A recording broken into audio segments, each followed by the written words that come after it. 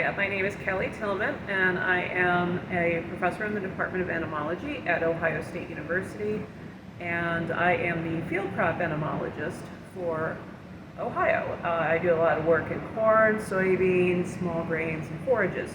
And today I'm going to tell you a little bit about early season pests in corn and soybean, the things that you have to watch out for, and maybe the things you don't have to worry about quite so much early season. Slugs are definitely an early season pest concern, even though they're not insects, the entomologists inherit them. Those are a concern in both corn and soybean, especially in no-till and in cover crop adopted farms. And I won't go deep into the management of that, but monitoring to know how bad your population is important.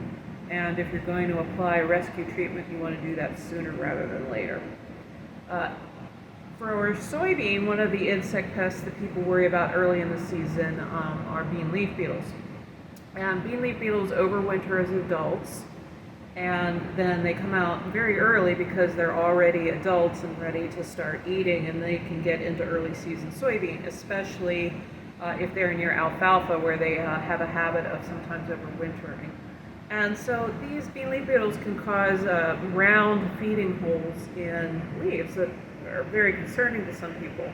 But what we really find is that it is exceedingly rare for these to actually cause an economic problem. They might put some shot holes in those young leaves, but soybeans are master compensators, and the soybeans usually grow out of it. So unless they're eating the seedling soybeans down to the nubbin, you're probably not going to see a return on treating bean leaf beetles.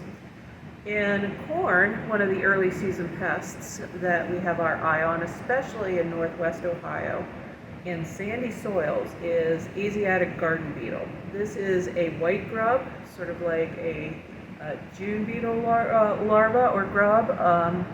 In sandy soils especially, they can be a big problem in early season corn. They are soil-dwelling insects.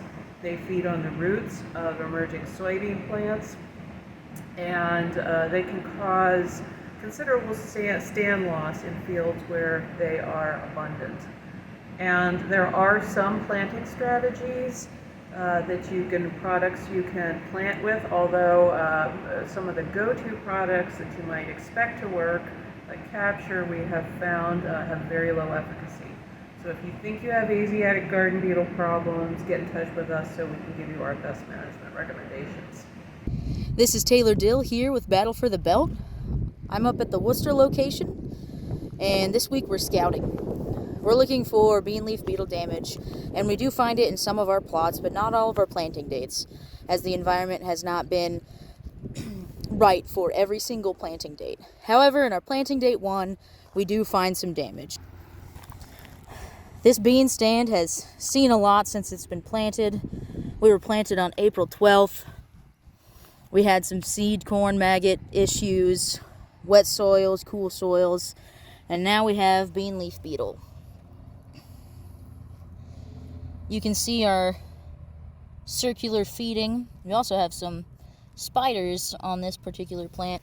And up over here, we do find a bean leaf beetle.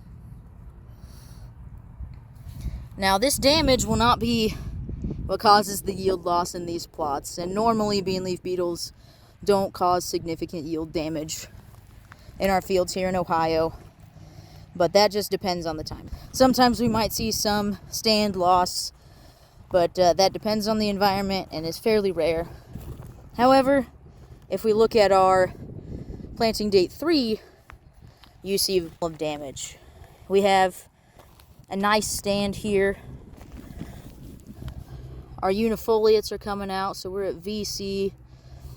The plant looks very healthy and very, very little damage. I think I found a few signs of feeding, but very, very little. So our planting date 3 has surpassed our planting date 1 and 2 at this location. Good afternoon, everyone. It's May 25th in Southern Wood County. I'm Matt Davis, the station manager here. for the 4th installment for the Battle for the Belt planting. To quote an auctioneer friend of mine, we're down to the point rows. We're not quite ready to drop the hammer on this planting, but we're getting awful close. Today, the 4th planting date went in. Air temperatures are about 60 degrees. We're being blessed with a northeast wind, so it feels like it's in the low 50s. Soil temperatures are also mid 60s, early or low 60s. Generally, the 1st planting date and the 3rd planting date planted the best. The 2nd planting date was a bit damp, and right now we're getting a bit dry. We'll just have to wait to see how things go. Stay tuned. Hi, this is JoeDavlin at the Western Ag Research Station, giving you an update on the Battle of the Belt. On Thursday the 24th, we got our 4th plant date in, so we've been able to keep true to the 2-week timing. Planting conditions were good, but we still feel the 2nd planting date was our best planting conditions we had all year. Everything for the first 3 plant dates are up. The 1st plant date of corn's in the V4 growth stage, and it looks like the soybeans are in the 2nd trifoliate. So in 2 weeks, we'll do the 5th and final planting installment, and I'll give you an update, so stay tuned. Thanks. Bye. Hello, I'm Elena from the OARDC Worcester campus here. Today we've finished the 4th planting of soybeans and corn for the Battle of the Belt. Beside me you'll see the soybeans that we planted 2 weeks ago. They're basically a lot better stand due to seed corn maggot and the poor growing conditions that we've got from this 4 weeks ago, which you'll see them to the right over there at the yellow flag. The herbicides we've applied was basically a week ago. We put them on post-emergence. So far in the battle, I would say, due basically to the uniformity of the stand, I would give the advantage to Team Corn. I'll see you in 2 weeks for the 5th planting of Battle for the Belt. Hello everyone, my name is Matt Burkholder. I'm the owner of Burkholder Healthy Farms in Allen County, Ohio, and I also work for the Nature Conservancy and a part of the Farmer Advocate Program. Here at Burkholder Healthy Farms, we are very actively involved in regenerative agriculture. We try to do almost no tillage at all and try to cover crop every acre every year. We finished planting last week on Thursday, and the soybeans are just about to emerge through the soil in some of our fields, and the corn, you can just start to row it today. As you know, the temperatures were pretty cold this spring, and so I decided to wait until we had a little bit warmer weather